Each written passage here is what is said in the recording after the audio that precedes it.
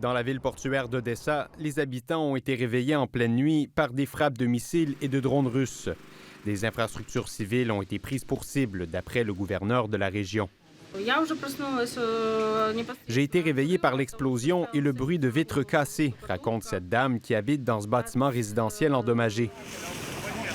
D'autres frappes ont aussi touché la ville de Soumy, dans le nord-est du pays. Des hôpitaux se trouvaient à proximité des lieux visés, selon les autorités locales. Pendant ce temps, l'armée ukrainienne revendique des frappes de drones sur une vingtaine de navires russes en mer Noire, carrefour stratégique pour le trafic maritime de la Russie. L'Union européenne souhaite justement soutenir la production de drones pour l'Ukraine. De passage à Kiev, la présidente de la Commission européenne a annoncé un nouveau partenariat pour produire conjointement ces appareils. Nous produisons 10 millions de drones par année, dit le président ukrainien, et ce sera bientôt le double. Nous devons unir nos forces, a plaidé Ursula von der Leyen, afin de mettre sur pied une production militaire commune.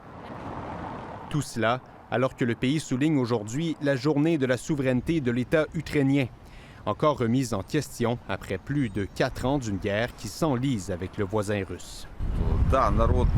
Les Ukrainiens se battent pour leur indépendance, mais à quel prix, s'interroge cet homme rencontré à Kiev, qui espère une fin rapide au conflit. Ici Édouard Baudouin, Radio-Canada, Montréal.